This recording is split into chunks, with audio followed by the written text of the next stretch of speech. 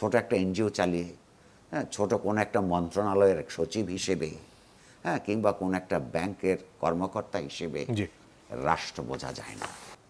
যেই বিএনপি সংস্কার করার অভিযোগে বহু লোকদেরকে পার্টি থেকে বহিষ্কার করে দিছে, যেই সমাজে সংস্কারপন্থী একটা গালি হিসেবে শনাক্ত হয়েছিল, তারা যখন সংস্কার প্রস্তাব দেয় বুঝতে হবে মনের ভিতরে হঠাৎ এই পার্টির নেতারা গণতান্ত্রিক হয়ে গেছে।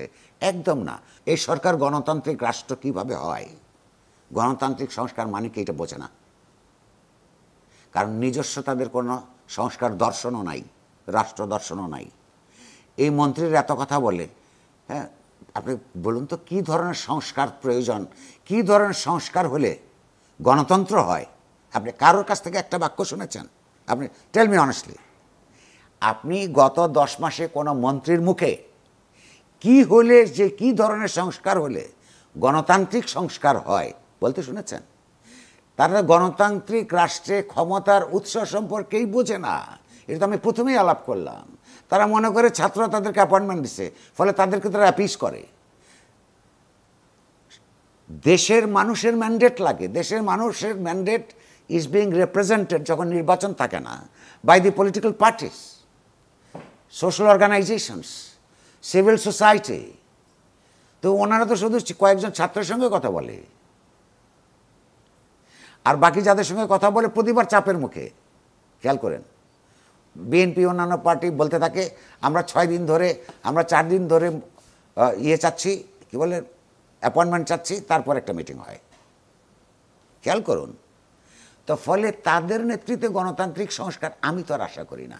সেক্ষেত্রে নির্বাচনের পরে কি পরিস্থিতি দাঁড়াবে? ওই আগের যে কাঠামোতে আমরা চলেছি তাই থাকবে, না কোনো পরিবর্তন আশা করেন? কিছু পরিবর্তন হতে বাধ্য হলো পরিস্থিতির চাপে।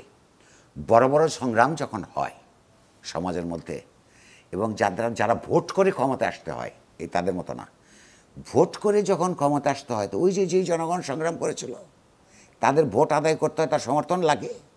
তাদের মাথায়, তার চৈতন্যের মধ্যে, জনগণের চৈতন্যের মধ্যে যতদিন এই আন্দোলনটা থাকবে, যতদিন তার মাথায় থাকবে যে এখানে 3 সপ্তাহে 1,500 মানুষকে হত্যা করা হয়েছে, 20,000 মানুষকে পঙ্গু করা হয়েছে কেবলমাত্র একটা গণতান্ত্রিক ব্যবস্থার জন্যে, এবং সেই অধিকারগুলি আমি চাই, এবং এটা অটোমেটিক্যালি বেশ কিছু কাল এটা মাথায় থাকে।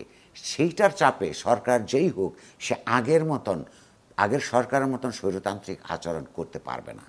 এইটা কয়েকজন ব্যক্তির উপর নির্ভর করবে না।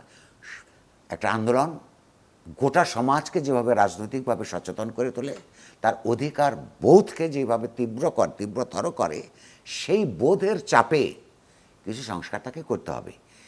দ্বিতীয়ত হচ্ছে যে ওই 31 দফা, 27 দফা, এগুলোর মধ্যে এই গণঅভ্যুত্থানের বহু পূর্বেই তো তারা এই সংস্কার প্রস্তাবগুলি করেছে। কারা?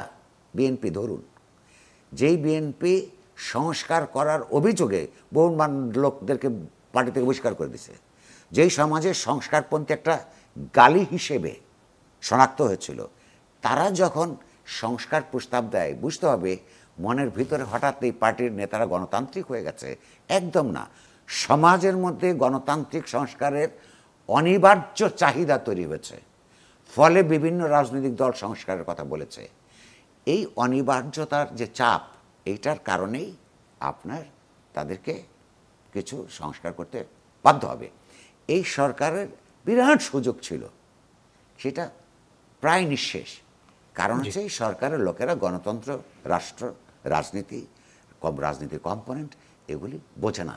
ছোট একটা এনজিও চালিয়ে, হ্যাঁ, ছোট কোনো একটা মন্ত্রণালয়ের সচিব হিসেবে, হ্যাঁ, কিংবা কোনো একটা ব্যাংকের কর্মকর্তা হিসেবে রাষ্ট্র বোঝা যায় না।